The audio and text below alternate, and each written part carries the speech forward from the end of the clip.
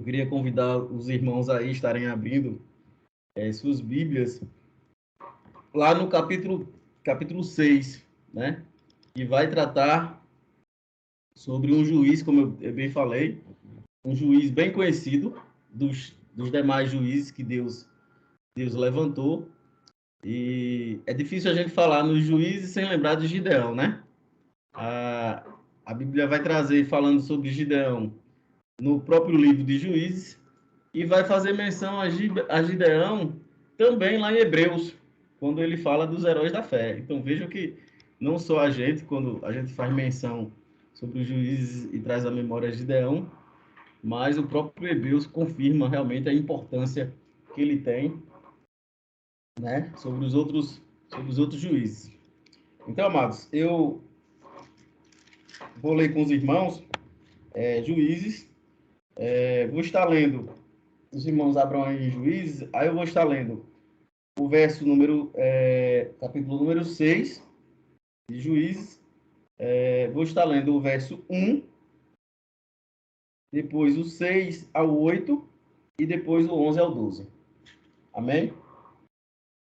Eu vou estar lendo aqui, eu estou com minha Bíblia aberta aqui, mas eu tenho um hábito meu, na verdade eu estou com 3 Bíblias abertas aqui, na hora que a gente vai fazendo algumas pesquisas, já é um costume, e por incrível que pareça, das 3 Bíblias, a que eu mais gostei foi no meu celular, que traz a linguagem dos dias de hoje.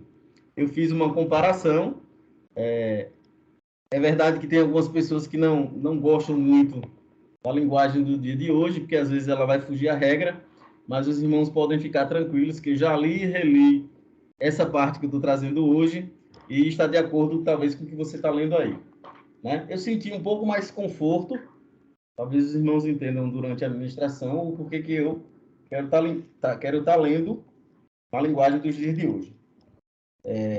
O versículo número 1, então vamos lá, Juízes, capítulo 6, verso de número 1. A palavra do Senhor vai nos dizer que, olhe como a linguagem de hoje fala, irmãos. De novo, os israelitas fizeram com que o Senhor reprova. De novo, os israelitas fizeram o que o Senhor reprova. E durante 7 anos, eles os entregou nas mãos dos midianitas. Esse é o verso de número 1. Agora a gente vai caminhando aí para o verso de número 6. O verso de número 6 está escrito que por causa de Midian, Israel empobreceu tanto que os israelitas clamaram por socorro ao Senhor. Quando os israelitas clamaram ao Senhor por causa de Midian, eles lhes enviou um profeta e disse: assim diz o Senhor, o Deus de Israel: tirei vocês do Egito, da terra da escravidão. Os irmãos estão ouvindo bem, né? Eu vi a questão do volume, tá bom, tá, Damião? Amém. Qualquer coisa, Damião, me chama aí, viu, Damião? Pode me interromper aí, se o áudio, né, a internet, às vezes nos trai. Vamos lá. Verso agora de número 11. Então o anjo do Senhor veio e sentou-se sobre a grande árvore de Ofra, que pertencia ao Abiesrita Joás. Gideão, filho de Joás, estava malhando o trigo num tanque de prensar uvas. Algumas versões vai dizer no lagar, para escondê-los dos midianitas. Verso de número 12. Então o anjo do Senhor apareceu a Gideão e lhe disse: o Senhor está com você, poderoso guerreiro. Amados, eu queria iniciar hoje com essa mensagem e dizer para você que o tema que Deus trouxe para os irmãos nessa noite é, embora na minha versão aqui, na linguagem de hoje esteja, então o Senhor está com você, eu vou trazer a linguagem mais tradicional que vai dizer, o Senhor é contigo. Deus manda te dizer nessa noite, o Senhor é contigo. Não importa como você se encontra, assim como eu disse, 80% a bateria. Tem uns que de repente está com a bateria menos carregada, mas eu quero dizer, o Senhor é contigo. Se você está com uma dúvida acerca do dia de amanhã, o Senhor é contigo. Se você ainda está com dúvida a respeito daquilo que tu colocou nas mãos do Senhor no início de dia, eu quero dizer, o Senhor é contigo. Amém? O Senhor é contigo. Ele quer renovar as tuas forças, dizendo que Ele é contigo. Amém? Então, amados, continuando a falar sobre o texto de Gideão, eu sempre trago algumas curiosidades a mais, algo a mais que de repente não está no texto bíblico. Quando a gente vai falar sobre os juízes, né?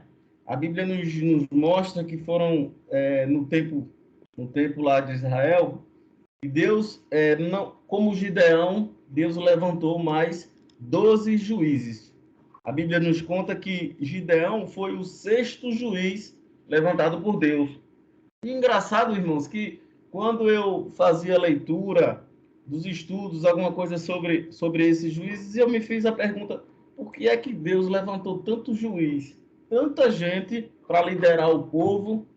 E, digamos assim, que, pelo que eu estava olhando, o juiz ele era uma pessoa que,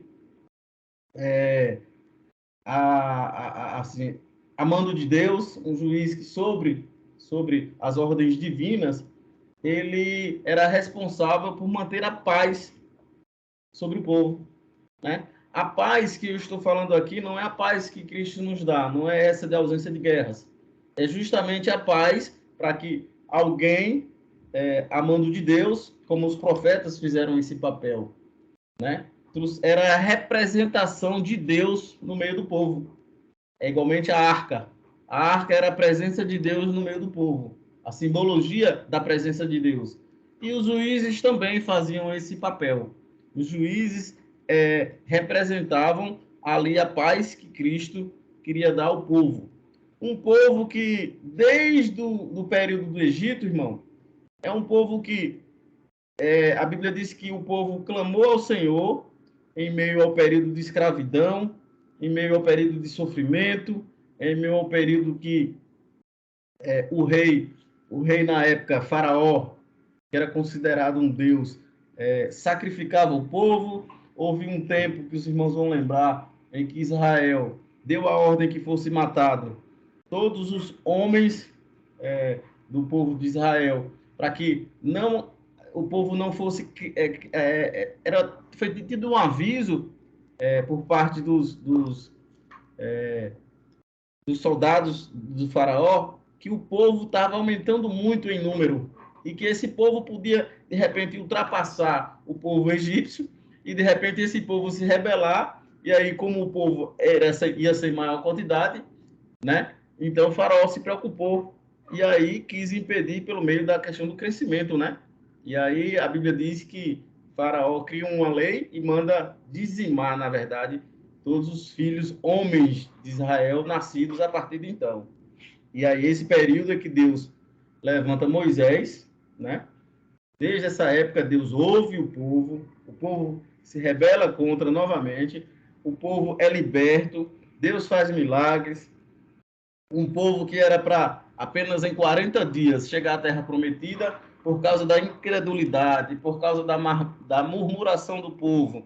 A Bíblia vai nos dizer que de 40 dias o povo passa a 40 anos para entrar na terra prometida. E desses 40 anos, por causa da murmuração, por causa da falta de fé, por causa da incredulidade, o povo demora 40 anos e apenas duas gerações entram na Terra Prometida, Josué e Caleb, como todos já sabem. Então, essa característica, amados, do povo buscar o que é mal, né? Um fato que me faz recordar agora é que quando Moisés é chamado por Deus e ele sobe ao monte e vai orar, e lá ele volta com os 10 mandamentos, a Bíblia diz que quando Moisés chega, o povo já levantou um bezerro de ouro e já está adorando o bezerro de ouro, né? E veja que interessante, irmãos, que o povo já é característica do povo, característica do pecado adâmico na gente, é que a gente é tendencioso a adorar o que não é da presença de Deus. Nós somos tendenciosos a buscar aquilo que não é de Deus. Já é uma consequência nossa.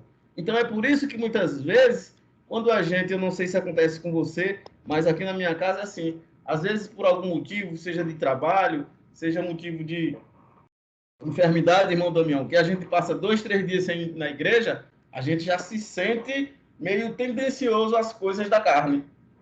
A gente já começa a colocar em dúvida.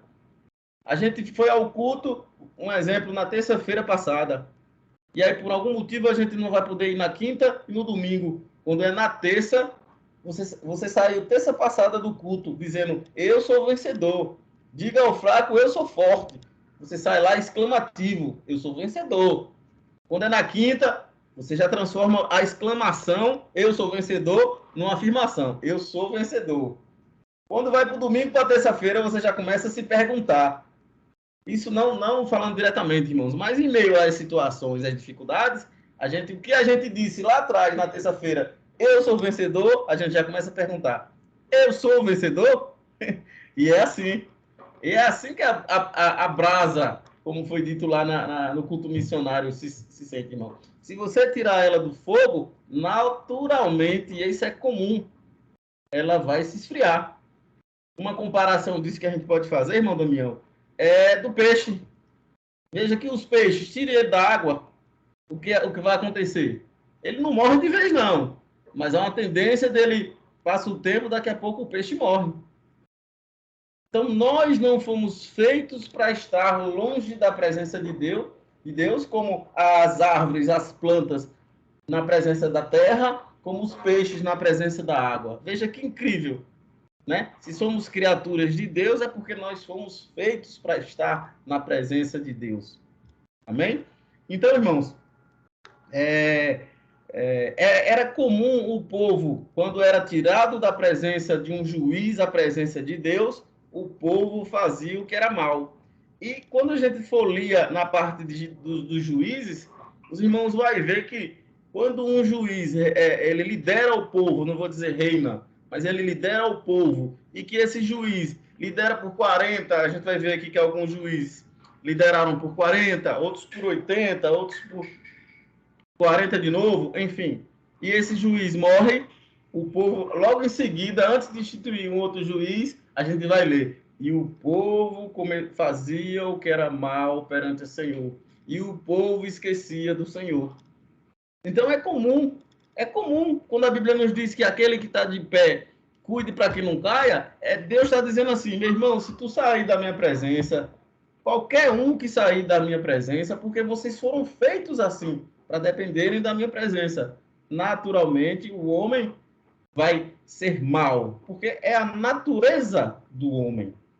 É por isso que lá atrás, no princípio, Caim matou Abel. Como que matou? Peraí, o avô dele era Deus. Como é que o avô do camarada é Deus e ele é capaz de matar? É porque o pecado já estava incrustado em nós.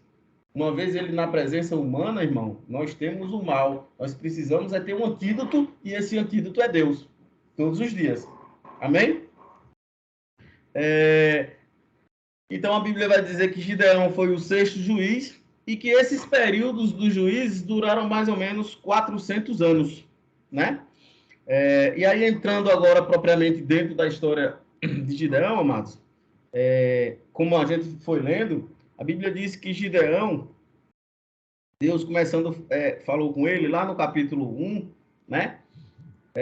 Então ele diz assim que o povo fazia o que era mal perante o Senhor, e Deus sabe que o povo, mesmo sendo mal, mas o que é que ele precisa, o que é que ele depende, o que é que aciona Deus?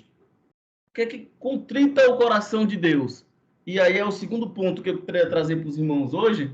O tempo não é tão grande, mas um segundo ponto que eu trazia para a noite de hoje para os irmãos é que o que a gente incomoda o coração de Deus, digamos assim, os irmãos entenderem, é quando, e aí eu vou pedir para os irmãos acompanharem comigo, no capítulo 2, quando ele diz assim, capítulo 2 não, irmão, desculpa, no capítulo número 6, no verso de número número 6, quando a palavra diz assim: e assim Israel ficou muito debilitado com a presença dos midianitas. Então os filhos de Israel clamaram ao Senhor.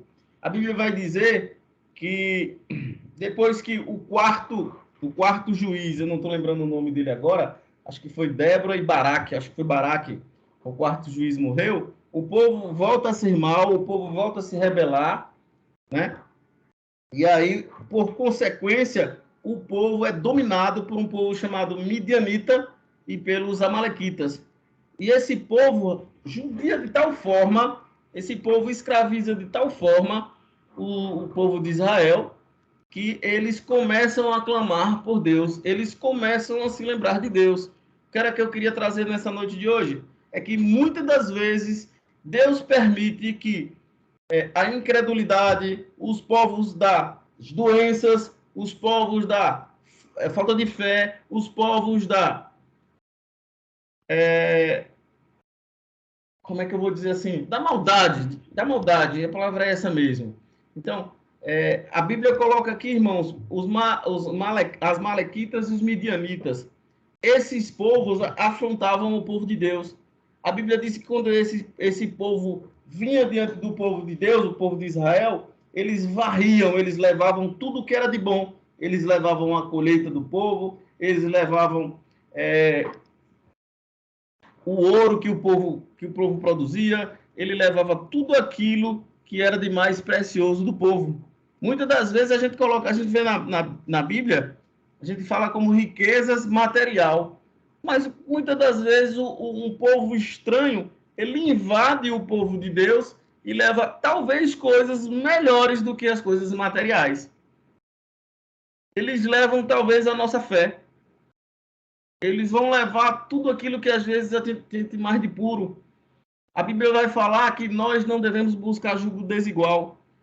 E aí eu trazendo menção a esse exemplo aqui dos amalequitas e midianitas, quantas vezes a gente ensina os nossos filhos sobre a questão da palavra de Deus, e aí povos estranhos entram, eles permitem com que venham ter relações de namoro, relações de casamento com povos estranhos, e daqui a pouco a gente vê os nossos filhos sendo levados, literalmente, os nossos filhos se afastando do evangelho, né? E aí a gente vê o inimigo levando tudo aquilo que é de mais precioso. Porque nós, outrora, nós lá atrás, fizemos o que era mal perante o Senhor. E aqui, veja que interessante, quando a gente vai falar em questão de fazer mal, fazer o que é mal perante o Senhor, eu costumo dizer que para fazer o que é mal, basta a gente não fazer o que é bom. Tiago, capítulo 4, versículo 17, a Bíblia vai dizer que aquele que sabe praticar o bem e não faz, esse peca. Então, olha, veja, interessante. De repente, mas irmão, eu não faço o que é mal. Se eu for entender aqui, irmão, eu não estou classificado nessa relação aí, não. Basta você deixar de praticar o bem, você peca, você já está fazendo mal. Olha que interessante. Né? Então, o bem que eu preciso fazer para os meus filhos a partir de agora, os bens que eu preciso praticar no pensamento deles, é justamente para que amanhã Deus não me enxergue assim como os amalequitas e os midianitas fizeram lá no povo de Israel. Né? A gente vê que está na Bíblia ali, mas de repente tem mais coisas, irmãos. Imagine aí um povo selvagem chega e aí abusa das mulheres, mata crianças, faz aquele vurdúcio, digamos assim. Então era desse jeito. É tanto que a Bíblia vai nos contar que o povo corria, fugia para montanhas e se escondia. E uma das passagens que a gente leu aí é que vai dizer que quando o anjo do Senhor veio falar com o Gideão, ele estava malhando trigo no lagar. E lagar, irmãos, não é lugar de malhar trigo. Lagar é de você prensar o vinho para fazer o vinho fermentar. A uva, desculpa, de fermentar a uva para fazer o vinho. Essa é a função do lagar. E o que era que Gideão estava ali malhando trigo? É porque ele estava escondendo a comida que era para quando o povo estranho chegasse, os midianitas e os amalequitas não levassem. Então, tinha que esconder comida, esconder em lugares, enterrar, era assim, né? Então, muitas das vezes a gente tem isso na vida da gente. A gente é preciso esconder aquilo que é mais valoroso na vida da gente por causa de pessoas estranhas, povos estranhos, culturas estranhas, costumes estranhos, pessoas estranhas alheias, pessoas que não fazem parte do povo de Deus na nossa vida. Amém? Então, amados, o outro ponto que eu queria trazer na noite de hoje para os irmãos refletirem, a palavra vai dizer lá no verso 36, no capítulo 6, e ela diz assim: disse Gideão a Deus: se há de livrar Israel por meu intermédio, como disseste, eis que eu porei uma porção de lã na eira, se o orvalho estiver somente nela e seca a terra ao redor, então conhecerei que has de livrar de Israel por intermédio, como disseste. Essa passagem aqui eu fiz questão de trazer para os irmãos aqui, é porque quantas das vezes a gente coloca Deus no imprensado? Quantas vezes a gente quer fazer prova de Deus como Gideão fez? Gideão, primeiro, lá no início, Gideão diz assim: Senhor, se o Senhor viu graça em mim, espera aí que eu vou fazer um sacrifício. E Deus, complacente, diz: eu vou esperar, Gideão, vai lá. Gideão vai lá, pega um bezerro e tal, e Deus vai lá e faz o sacrifício, queima tudo. Daqui a pouco, Gideão, veja, Deus fez o sacrifício, mostrou ali a Gideão, que era Deus. Daqui a pouco, Gideão pergunta: Deus, se é mesmo o Senhor, eu vou colocar aqui um algodão. Se o algodão molhar e a terra ficar seca, aí eu vou saber que é Deus. Daqui a pouco, Deus, no outro dia, Gideão acorda, tá lá, o algodão molhado e a terra seca. Aí Gideão insiste: Deus, se é mesmo, o Senhor está comigo nesse negócio, agora eu quero o contrário, eu quero o algodão seco e a terra molhada. Meu irmão, eu fico pensando aqui, nós como seres humanos, a gente pensa que miserável, né? Mas não é, irmãos. A gente precisa só de parte de um conceito aqui, que primeiro, os estudos vão dizer que quando Deus fala a Gideão para que livre o povo da mão dos midianitas e dos amalequitas, a gente está falando aqui mais ou menos, irmãos, de 135 mil homens. De 135 homens bem armados, 135 mil guerreiros, né? Imaginem aí. E agora Gideão tutubiando na fé, se essa é a palavra, Gideão começa a dizer: mas Senhor, eu sou o mais pobre, o meu povo, o meu clã é o clã mais pobre nós somos o menor da minha casa. Né? Gideão já começa a tutubiar, Gideão viu lá os milagres que Deus fez, né? Se apresentou: Gideão, sou eu mesmo, vai contigo nessa tua força. Né? E daqui a pouco Gideão faz prova de Deus, Deus mostra que é, e daqui a pouco Gideão colocando que é o menor. Irmãos, Deus não é um Deus de quantidade. Deus não é um Deus de tamanho. Quando a gente vai lendo sobre Juízes, e eu prestei atenção aqui nos mínimos detalhes, alguns reis que reinaram, alguns reis maus da época de Juízes, eles foram, uma coisa que eu achei bem interessante, foram mortos de forma mais absurdas possível, de formas bem peculiares. Um dos reis aqui, ele foi morto com um punhalzinho, um punhal que corta dos dois lados. Eliúde, acho que é Eliúde o nome de um dos juízes, acho que eu estava lendo aqui, matou o rei. Deixa eu ver, eu estou olhando aqui para você só não tem o nome dele, eu não sei não. Acho que é Eliúde, irmãos, eu sou muito ruim de memória. Assim. Acho que o segundo juiz, perdão, foi morto com um punhalzinho pequeno. O juiz chegou lá para falar com esse rei mau, e aí ele entrou na presença dele lá e matou, disse que era um rei gordo, né? Não estou lembrando o nome do rei, mas com um punhalzinho. Um outro aqui morreu com... Foi uma mulher que matou ele com uma estaca. Vê, eu estou dizendo porque se a gente for trazer a lógica humana para matar um rei, né? Vamos trazer a comparação de hoje, nos dias de hoje. Imagine que está repreendido aqui, que vão entender. Mas para a gente conseguir matar uma autoridade, é fácil? Um presidente, sei lá, um prefeito. O irmão lembra que tinha um prefeito lá na nossa igreja. Tinha um aparato ali fora, não sei se os irmãos perceberam. Uma segurança terrível. Não era todo mundo que entrava ali, não. Não sei se os irmãos perceberam, eu que sou militar, eu vejo isso aí mais ou menos. Mas eu estou só trazendo aqui para os irmãos, né, que uma autoridade, irmãos, ela é coberta de segurança ali, né? Os presidentes, eles têm todo um sistema de segurança. Imagina o rei, para ter acesso a esse rei. E aí eu estou só colocando porque a Bíblia nos diz que Deus faz as coisas loucas desse mundo para confundir as certas. Então, reis que se achavam as autoridades, as coisas acima até de Deus, mortos de forma bem simplória, né? A Bíblia vai dizer que, eu acho que é o rei mau, que acho que foi Abimeleque que substituiu o Gideão. Pronto. Ele subiu numa torre para matar um certo povo, e lá caiu uma pedra do moinho e rachou a cabeça dele.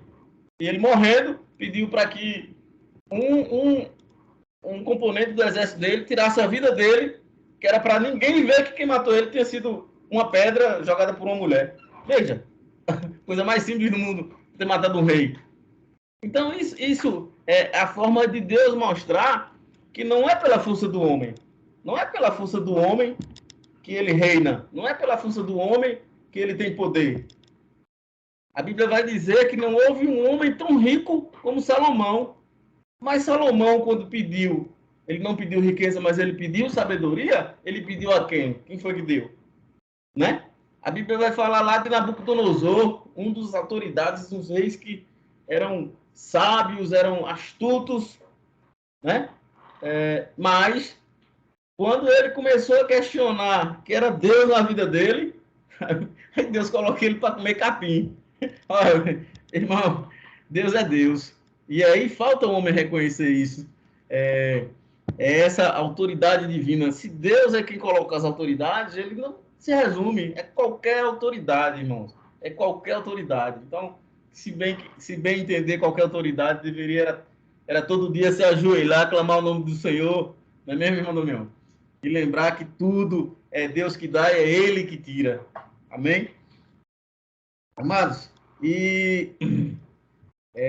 então, essa parte do Salomão dizia que era o menor aqui, é só fazer menção para os irmãos, aqui Deus não está nos ensinando sobre menor em estatura, não. Né? Quando a gente vai para o significado real, aqui está falando que a tribo, ou melhor dizendo, o clã, porque Gideão fazia parte da tribo de Manassés, e da tribo de Manassés, o clã de Gideão, talvez na época lá, não era tão importante como Gideão pensava. Então, talvez por não ter tanta importância, Gideão questionou, mas Deus, o meu é o de menor importância. O que eu estou querendo trazer isso para os irmãos? É que muitas das vezes a gente está na igreja, ouvindo Deus falar com a gente, mas a gente está se questionando que Deus só fale com aquele que está, talvez, um grau de importância maior. Talvez Deus só vá trazer responsabilidade para um líder do departamento. É só Deus que fala com ele, então o líder é que tem que trazer a melhor ideia para tal coisa. É o líder que tem a última voz. Não. Essa não é a matemática de Deus. Deus não trabalha assim. A Bíblia nos ensina que nós primeiros temos que aprender a ser servos. A Bíblia nos ensina que o menor é que vai ser o maior. Nós temos que começar a pensar, não pensar pequeno, irmãos, mas pensar como servos, para então Deus nos ensinar a liderar. E Deus tem me mostrado isso na nossa igreja. Ele tem me mostrado que pessoas que nem abriam a boca, Deus está se fazendo revelar um espírito de liderança. Mas pessoas que talvez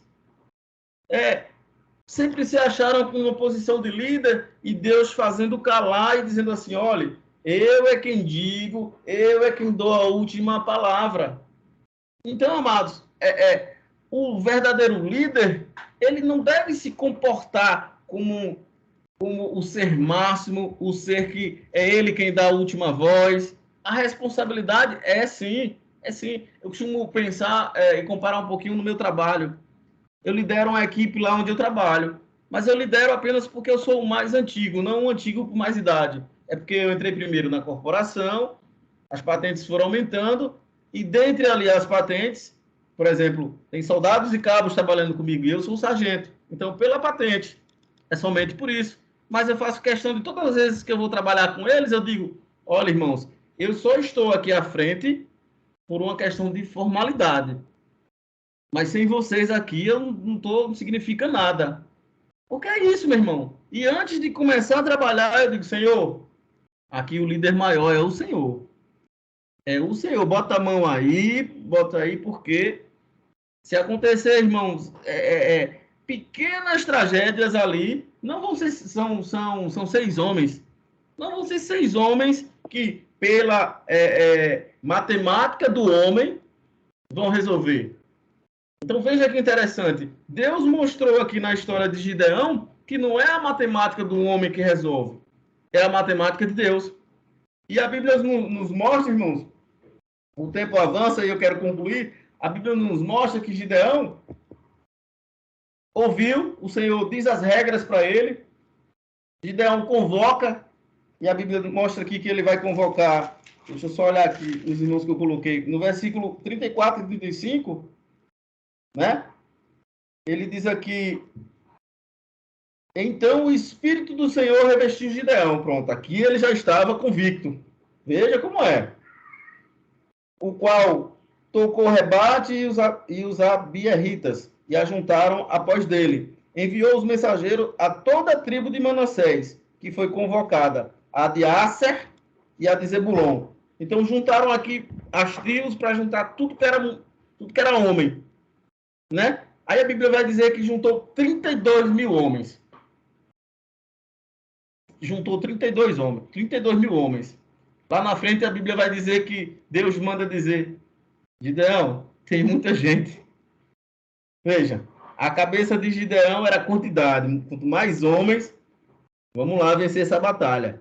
Talvez na cabeça de Gideão ele disse, eu sou o líder agora. Deus manda dizer que eu sou o líder. Então eu vou dar ordem, vai juntar homem todo canto, nós vamos ganhar essa batalha.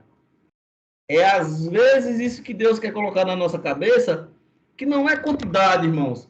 Porque às vezes a gente como líder chega no departamento e olha e diz, mas peraí, só vieram 2 irmãos. E Deus manda dizer, fulano, fulana, não é quantidade que a gente vai fazer milagre. Talvez se juntasse todo o departamento, irmã Eline, Deus ia dizer assim, ó, manda voltar aí os tímidos e os medrosos. Tem muita gente. Veja como é que Deus faz, a matemática de Deus. Né? Nós estávamos ali, irmãos, na construção, né? Lavando o templo, né? Eu não lembro aqui exatamente quantos departamentos a gente tem. Não lembro aqui exatamente quantos jovens nós temos na nossa igreja. Mas nós estávamos ali, irmão Damião, lavando o nosso templo. Só o nosso departamento tem 40 pessoas.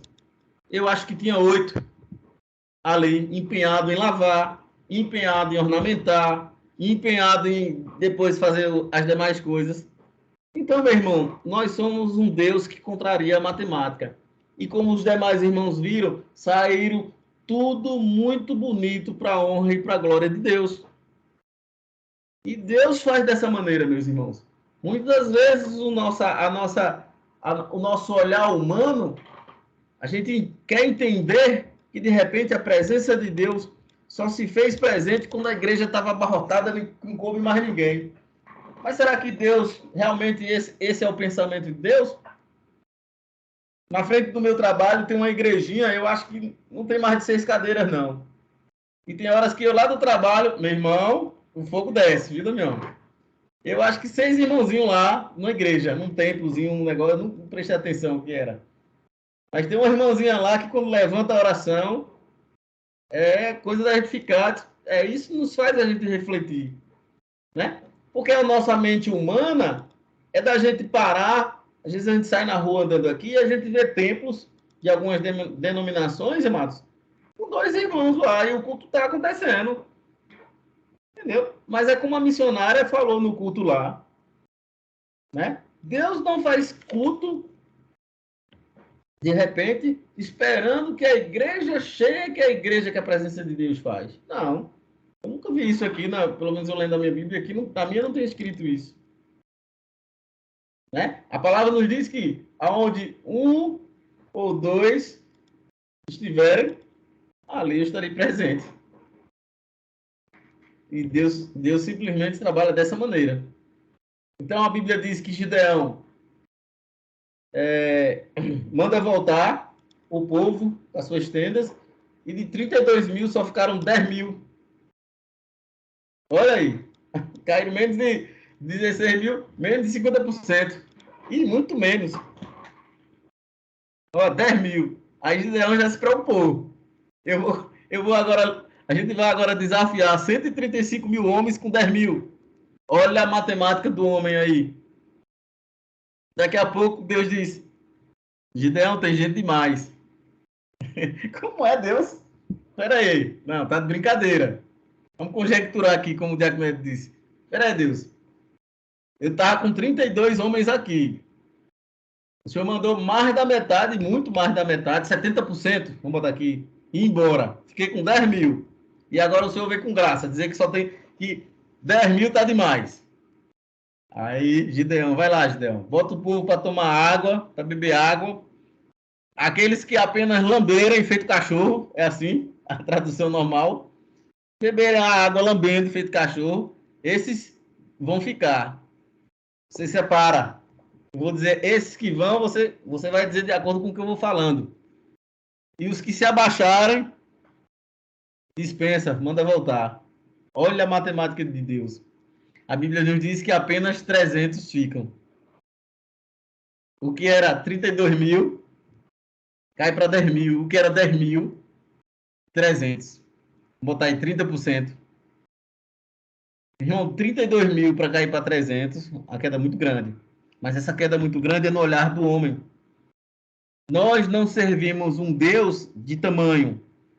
A Bíblia vai dizer que o profeta foi lá escolher um rei, foi lá ungir um rei.